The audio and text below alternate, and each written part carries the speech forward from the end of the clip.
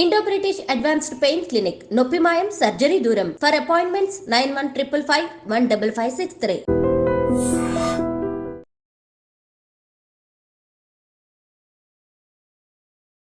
Welcome to iDream media. So జనరల్గా diabetes చాలా మందిని ఇబ్బంది పెడుతూ ఉన్న ప్రాబ్లము. ఎన్ని మందులు వాడినా, సో ఎలాంటి డైట్ తీసుకున్నా కానీ కంట్రోల్లో ఉంటుంది, పూర్తి స్థాయిలో తగ్గట్లేదని చెప్తూ ఉంటారు. అయితే ఆయుర్వేదంలో వీటికి చాలా చక్కటి పరిష్కారం ఉంది, తగ్గించుకోవచ్చు, రివర్స్ చేసుకోవచ్చు. ఇక అయితే ఇప్పుడు మనం HbA1c post blood sugar levels కరెక్ట్గా ఉన్నా కానీ ఫాస్టింగ్ బ్లడ్ షుగర్ అనేది అసలు చాలా మందిలో ఎక్కువగా ఉంటుంది. ఎంత ట్రై చేసినా ఇది తగ్గదు. ఆయుర్వేద పరంగా అసలు దీన్ని ఏమంటారు, ఎందుకు ఎక్కువగా ఉంటుంది, ఎలా కరెక్ట్ చేసుకోవచ్చు, పూర్తి వివరాలు తెలుసుకుందాం. మనతో పాటు ఉన్నారు ప్రముఖ ఆయుర్వేద వైద్య నిపుణులు ప్రొఫెసర్ డాక్టర్ టి వేణుగోపాలరావు గారు from Ojas ayurvedic centre, Chikkadpally. Doctor గారు నమస్తే. ధన్వంతరియనమ్మా, నమస్కారం. డాక్టర్ గారు, అంటే డయాబెటీస్ అనేది అంత పూర్వమే ఉందా ఆయుర్వేదంలో చెప్పడానికి? మీకు ఒక విషయం చెప్తే ఆశ్చర్యపోతారమ్మా. డయాబెటీస్ ఇప్పుడు వచ్చింది కాదు, ఆయుర్వేదంలో పేరు మారింది. దీనికి పేరు మారింది తప్ప రోగం ఒకటే.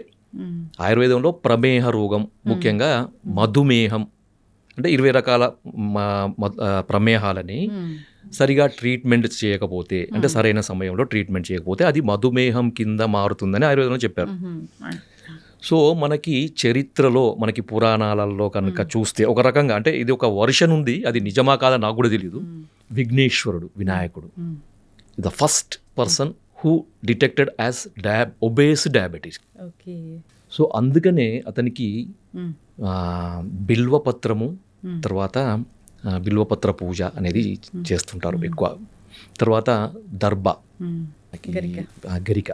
సో వీటన్నిట్లలో ప్రమేహాన్ని తగ్గించే గుణాలు ఉన్నాయన్నమాట. తర్వాత వెలగపండు, కపిత్త జంబూ ఫలసార భక్షితం ఉమాసుతం శోక వినాశకరకం అన్నారు కదా. సో ఇక్కడ శోకము అంటే రోగం, అంటే శోకము అంటే మనకు దుఃఖం కాదు, మనకి రోగానికి ఒక పర్యాయ పదము శోకం అన్నమాట. సో ఆ పరంగా చూస్తే కపిత్త జంబూఫల సారభక్షితం, ఈ రెండింటిని ఎక్కువగా ఇష్టపడి తినేవాడు. ఎందుకు? జంబూఫలం అంటే నేరేడు పండు. రీసెంట్గా కూడా, అంటే మనకి దాదాపు ఒక 20 సంవత్సరాల నుండి కూడా సైంటిఫిక్గా మనకి నేరేడు పండు అనేది షుగర్ని తగ్గిస్తుందని చాలామందికి తెలుసు. తర్వాత కపిత్త, వెలగపండు గుజ్జు, తర్వాత వెలగపండు ఆకు రసంలో కూడా షుగర్ని తగ్గించే ఔషధ గుణాలు ఉన్నాయని రీసెంట్ రీసెర్చ్లు చాలా చెప్పినాయి. కానీ వాడుకలో తక్కువగా ఉంది. వాడుకలో ఎక్కువగా ఉన్నది ఏంటిది? జంబూఫలం, అంటే నేరేడు గింజల చూర్ణం అన్నమాట.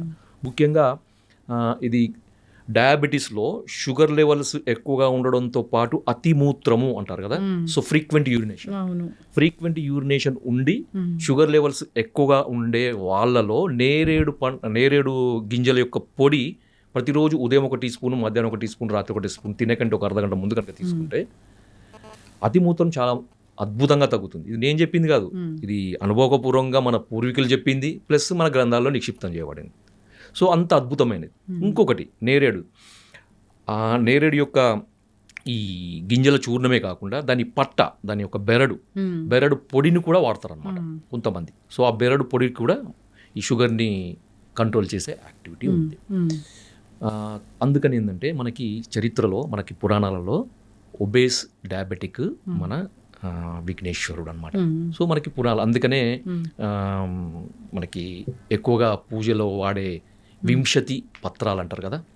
వింశతి పత్రాలు, మనకి వింశతి పత్ర పూజ మనకు వినాయక చవితి నాడు మనం చేస్తుంటాం. దాంట్లో అర్జున పత్రము, దతుర పత్రము, బిల్వ పత్రము, తర్వాత అర్కపత్రం అని, నిర్గుండి, వేప, ఇలాంటివన్నీ కూడా మనకు చెప్పారనమాట. సో ఇది పెద్ద టాపిక్, దానికి ఒక్కొక్క దానికి ఒక్కొక్క ఇంపార్టెన్స్, అది మనం తర్వాత చెప్పుకోవచ్చు.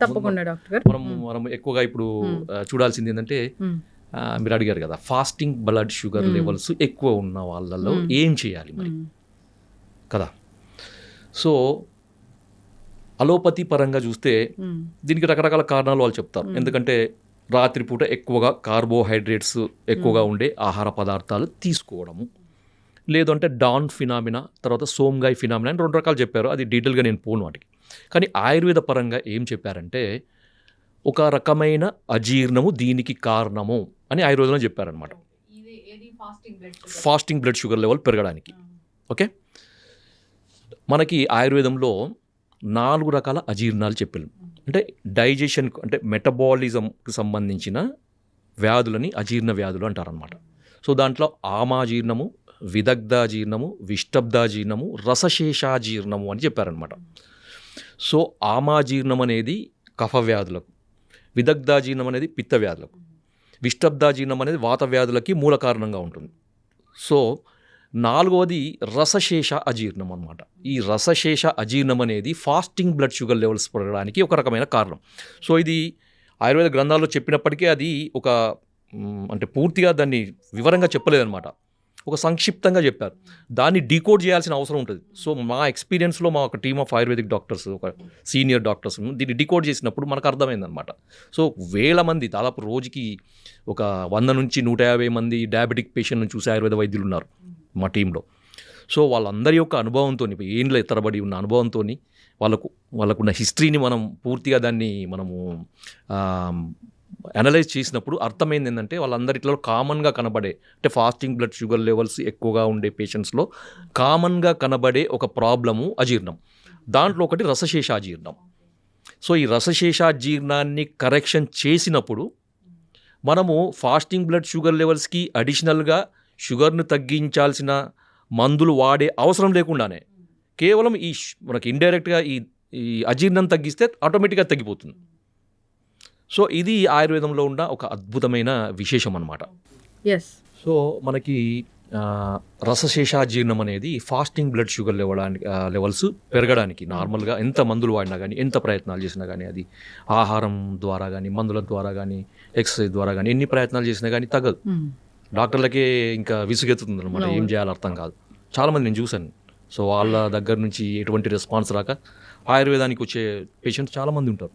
సార్ మాకు అంతా బాగానే ఉంది, మేము మందులు వాడుతున్నాం, పోస్ట్ లంచ్ బాగానే ఉంది, ఇంత అన్ని బాగానే ఉంటాయి, కానీ ఫాస్టింగ్ బ్లడ్ షుగర్స్ తగ్గకపోవడం వల్ల మాకు దాని యొక్క దుష్ప్రభావాలు కనబడుతున్నాయి సార్. కొంతమందికి 160, 170 వరకు ఉంటాయి. ఎందుకంటే ఫాస్టింగ్ బ్లడ్ షుగర్ లెవెల్స్ 100 వరకు ఉంటే సేఫ్, 125 వరకు ఉంటే మోడరేట్ సేఫ్, 100 ఉంటే పూర్తి సేఫ్, 125 వరకు ఉంటే ఇంకా మోడరేట్ సేఫ్ అనమాట. అది దాటిందంటే ఏంటంటే ఇంకా సేఫ్లో ఉన్నట్టు కాదు. మనం పోస్ట్ లంచ్ ఎంత నార్మల్ ఉన్నప్పటికీ మనకి ఫాస్టింగ్ కూడా అంతే నార్మల్ ఉండాలన్నమాట. కొంతమందికి 170, 180, 200 ఉండే వాళ్ళని కూడా చూసాం. అలాంటి వాళ్ళకి ఈ అజీర్ణానికి ఇచ్చే ట్రీట్మెంట్ వల్ల మనకి అద్భుతమైన ఫలితాలు. సో సార్ మరి మీరు ఇవన్నీ చెప్తున్నారు కదా, మరి మాకు టిప్పు చెప్పలేను సార్, ఇంతసేపు మాకు ఊరిస్తున్నారు, వెయిట్ చేస్తున్నారు కదా. అంటే ఏం లేదమ్మా, దీనికి ఏం చేయండి అంటే దీన్ని పెప్పర్ మిల్క్ అంటారు. పెప్పర్ మిల్క్ మీకు ఈజీ అర్థం కావడానికి, మిరియాల పాలు. అరే మిరియాల పాలా సార్, ఏంటి మీరు అది ఏం చెప్తున్నారు సార్, ఏంటిది? అందరికీ తెలుసు మిరియాల పాలు అంటే పాలలో మిరియాలు వేసుకుని తాగడం, మిరియాల పొడి వేసుకుని తాగడం సార్. కానీ దానికి ఒక పద్ధతి ఉంటుంది కదా. మామూలుగా ఏదో దగ్గు వచ్చింది, జలుబు వచ్చింది, మిరియాలలో వేసుకుంటా, అది కాదు. మీరు ఏం చేయాలంటే ముందుగా మార్కెట్ నుంచి మిరియాలు తీసుకురండి. ఎందుకంటే దాన్ని మిరియాలని శుద్ధి చేయాలి. శుద్ధి చేయకుండా మందులకు వాడుకోవద్దు. మీరు వంటలలో వాడుకొని మీ ఇష్టం, పర్వాలేదు. కానీ మందులకు వాడేటప్పుడు అంటే దీని కొరకు వాడుకునేటప్పుడు శుద్ధి చేయాలన్నమాట. శుద్ధి ఎందుకంటే 2 రకాల కారణాలు. ఒకటేమో దాంట్లో అడల్ట్రేషన్స్, మిరియాలలో మనకి ఈ పుప్పొడి గింజలు కూడా కలుపుతారు అనమాట. సో వాటిని తీసేయడానికి. రెండవది ఆ మిరియాలలో ఉండే తీక్ష్ణత్వం అంటారు, అది దాంట్లో ఒక ఎనర్జీ, హై ఎనర్జీని మనకి నార్మలైజ్ చేయడానికి. కొంతమందికి విదాహి అంటే మంట అదే అంత వస్తుంది కదా, అదంతా నార్మలైజ్ చేయడానికి. దీనికి ఏం చేయాలంటే మార్కెట్ నుంచి తీసుకొచ్చిన మిరియాలను మంచిగా చెరిగి దాంట్లో పొట్టు అదంతా తీసేసి పల్లుచట్టి మజ్జిగ, 1 లీటర్ మజ్జిగ తీసుకొని దాంట్లో ఒక 1/2 కేజీ, మనం మార్కెట్ తీసుకుంటున్న 1/2 కేజీ అంతా 1 లీటర్ మజ్జిగలో ఈ 1/2 కేజీ మిరియాలను వేసి రాత్రంతా ఉంచాలి. ఉదయం లేచేసరికి ఏమవుతుందంటే మనకి ఆ చచ్చులు కానీ, తర్వాత నాపాలు కానీ అవన్నీ కూడా మనకి పైకి తేలుతాయి అన్నమాట. సో మంచి పుష్టికరమైనవి, తర్వాత ఔషధ గుణాలు అన్నీ కూడా కిందికి బాటంలో సెటిల్ అవుతాయి.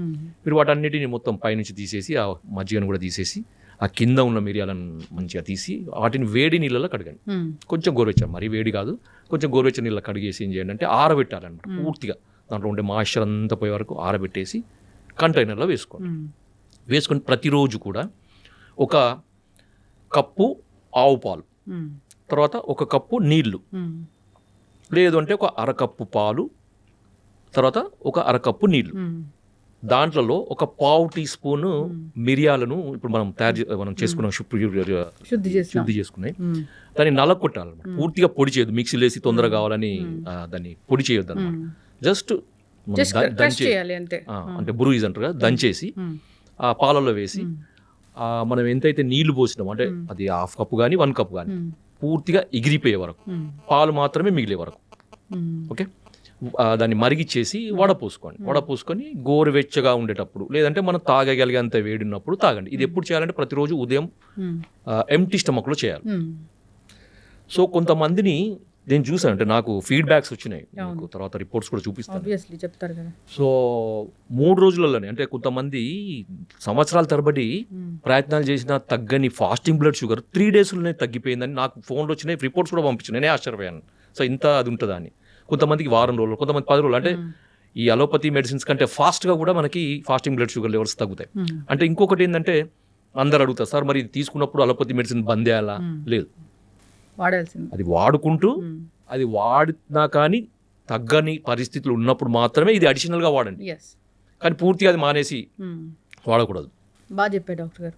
చాలా మంది అయితే అవి మానేయండి వాడండి అంటారు, అవి మానేయండి అలోపతి మందులు మానేయండి అనగానే సో కాంప్లికేషన్స్ వచ్చి ఇబ్బంది పడిన సందర్భాలు మనం చాలా ఉంటాయి. అది అంటే ఒక డేంజర్ పరిస్థితి. ఎందుకంటే మనకి ఇప్పుడు చూడండి, సింపుల్, ఇప్పుడు ఒక మనకి స్టేటస్, మనకి బాడీలో ఒక సమతుల్యత అనేది మందుల వల్ల ఇట్లా మెయింటైన్ అయింది. ఒక 3 పిల్లర్స్ ఉన్నాయి అనుకోండి, 3 మెడిసిన్స్ మీద సపోర్ట్ మీద ఉంది మనది. సో ఆ 3 మెడిసిన్స్ ఒకటిసారి తీస్తే ఏమవుతుంది? ఒకటిసారి కొలాప్స్ అవుతుంది.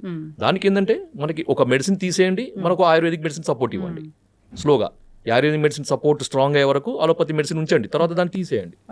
సో దాని తర్వాత ఇంకొక మెడిసిన్ తీయండి. వైద్యులు చెప్తా ఉంటారు అట్లా. సో ఇలాంటి మెడిసిన్ వాడుకోవచ్చు. దీనివల్ల ఎటువంటి నష్టం ఉండదు. ఎందుకంటే ఇది పనిచేసే విధానం, అది పనిచేసే విధానం రెండు కూడా డిఫరెంట్ గానే ఉంటాయి. కాబట్టి దీనికి దానికి ఎటువంటి కాంట్రాస్ట్ ఉండదు, ఇబ్బందులు ఉండవు, ఖచ్చితంగా వాడుకోవచ్చు, ఏం ప్రాబ్లం ఉండదు. చాలా చక్కగా చెప్పారు డాక్టర్ గారు. అంటే ఇది ఎందుకు వస్తుంది అంటే రూట్ కాజ్ చాలా చక్కగా చెప్పారు. మరి దాన్ని కరెక్ట్ చేయాలంటే టిప్స్ ఉన్నాయి. సో అది ఫుడ్డే. ఇప్పుడు మిరియాల పాలు అంటే ఆ పాలని ఎట్లా తయారు చేసుకోవాలనేది కూడా చాలా చక్కగా చెప్పారు. ఆ మిరియాలు తెచ్చుకోవాలి, మజ్జిగలో నానబెట్టుకోవాలి, సో పైన తేలినంత తీసేయాలి, మజ్జిగను కూడా పడేయాలి, వీటిని పొడిలాగా చేయాలి, అప్పుడు వేడి నీళ్ళలో కడిగి పొడిలాగా చేసుకొని ఆరిన తర్వాత పూర్తిగా ఎండిన తర్వాత బాగా డ్రై అయ్యాక, లేదంటే ఫంగస్ వస్తుంది. అవును, బాగా డ్రై చేసుకొని ఆ పొడి వాడుకుంటే సరిపోతుంది. చాలా మంచి సింపుల్. ఎందుకంటే మనకి రసశేషాజీర్ణాన్ని తగ్గించగలిగే ఔషధ విలువలు ఉన్నది మనకి ఈ మిరియాలు అనమాట, మిరియాల పాలు. అది ఆయుర్వేద గ్రంథాల్లో ఉంది, పెప్పర్ మిల్క్ అంటారా, పెప్పర్ మిల్క్. సో దీన్ని ఇది ఎట్లా చెప్పారంటే ఇది రసధాతువుని సరైన క్రమంలో సరిగ్గా తయారయ్యేటట్టు చేస్తుంది అని ఆయుర్వేద గ్రంథాల్లో చెప్పారనమాట. అంటే రసధాతువు అజీర్ణము అంటే మెటబాలిజం, రసధాతు యొక్క మెటబాలిజం సరిగా కానప్పుడే అది ఫాస్టింగ్ బ్లడ్ షుగర్ పెరగడానికి కారణమవుతుంది. ఇది చాలా సైంటిఫిక్గా చాలా ఎక్స్ప్లెయిన్ చేయొచ్చు. ఇంకొకటి తర్వాత సార్ ఇంకా కొంచెం వీటికి అడిషనల్గా ఇంకేమైనా మెడిసిన్స్ ఉంటాయా? ఇది కాకుండా ఇంకా ఉంటాయి అంటే ఉంటాయి. సో దాంట్లో మనకి ఈ అజీర్ణానికి సంబంధించిన మందులు ఆయుర్వేదంలో చాలా ఉన్నాయి, చాలా అంటే చాలా ఉన్నాయి. అదొక పెద్ద చాప్టరే మనకి ఆయుర్వేదంలో చాలా ఎక్స్ప్లెనేషన్ చెప్పినాడు. ఎందుకంటే సకల రోగాలకి మూల కారణము అజీర్ణమే. అశీతివాత రోగాలకి విష్టబ్దాజీర్ణం అని చెప్పాం కదా, సో వాత రోగాలకి విష్టబ్దాజీర్ణం, సో పిత్త రోగాలకి 40 రకాల పిత్త రోగాలకి విదగ్ధాజీర్ణము, 20 రకాల కఫ రోగాలకి ఆమాజీర్ణము అని. సో ఇది అజీర్ణం అనేది పెద్ద చాప్టర్, దానికి రకరకాల మందులు ఉన్నాయి. ఇప్పుడు మనకి రసశేషాజీర్ణం కానీ ఇతర రకాల అజీర్ణాలు కానీ వాటికి ఒక అద్భుతమైన ఆయుర్వేదంలో మనకి బసవరాజ్యం అనే గ్రంథంలో ఒక మంచి మందు చెప్పారు. సో దాని పేరు అజీర్ణ బల కాలానలం. మీరు మళ్ళీ చెప్తాను, మళ్ళీ గుర్తుపెట్టుకోండి, మీరు కావాలంటే మళ్ళీ రాసుకోవచ్చు. అజీర్ణ బల కాలానలం. సో ఇది మేము కొంతమంది పేషెంట్లకి అడిషనల్గా ఇచ్చి మంచి రిజల్ట్స్. అంటే మేము షుగర్ ఉన్నప్పుడు షుగర్ని తగ్గించే మందులు వాడం మేము ఎక్కువగా. సో దానికి మూల కారణమైంది ఏ అజీర్ణం అనేది పనిచేస్తుంది అక్కడ, ఆ పేషెంట్లో ఏ అజీర్ణం ఉంటుంది అనేది అనలైజ్ చేసి దానికి తగ్గట్టు ట్రీట్మెంట్ ఇస్తే ఆటోమేటిక్గా షుగర్ లెవెల్స్ తగ్గుతాయి. అడిషనల్ మందులు వాడాల్సిన అవసరం లేకుండా నార్మల్ ఉంటుంది అనమాట. సో ఇది కాన్సెప్ట్ అనమాట ఆయుర్వేదంలో. అంతే తప్ప షుగర్ పెరిగింది, షుగర్ని తగ్గించే మందులు వాడండి, ఇది ఎప్పుడు లైఫ్ లాంగ్ ఇట్లా ఉంటుంది. ఈ షుగర్ తగ్గడానికి ఆయుర్వేద మందులు ఎందుకు, అలోపతి మందులు కూడా ఉన్నాయి కదా, ఇన్సులిన్ కూడా ఉంది కదా. చక్కటి ఇన్ఫర్మేషన్ డాక్టర్ గారు. ఇబ్బంది పడుతున్న వాళ్ళు కాంటాక్ట్ చేయాలని కోరుకున్నామండి. సో అంతేకాదు దీన్ని వాడుకోవచ్చు, చాలా వెరీ సింపుల్. ఇది ఈ పెప్పర్ మిల్క్ తయారు చేసి తీసుకోవడం కూడా ప్రతిరోజు తీసుకున్నా, డయాబెటీస్ ఉందా లేదా, ఫాస్టింగ్ బ్లడ్ షుగర్ పెరిగిందా అది కాదు, ఎట్లయినా కూడా మామూలుగా కూడా అందరూ తీసుకోవచ్చు. మామూలుగా నాన్ డయాబెటిక్ వాళ్ళు కూడా తీసుకోవచ్చు. దీంట్లో మేము ప్రాబ్లం ఏం లేదు, షుగర్ ఉన్న వాళ్ళే తీసుకోవాలని ఏం లేదు. అవును, ఇది జీర్ణానికి సంబంధించిన ఇష్యూని clear చేస్తుంది. క్లియర్ చేస్తుంది కాబట్టి చక్కటి ఇన్ఫర్మేషన్ అండి. ధన్యవాదాలు డాక్టర్. ధన్యవాదాలు. జై ధన్వంతరి.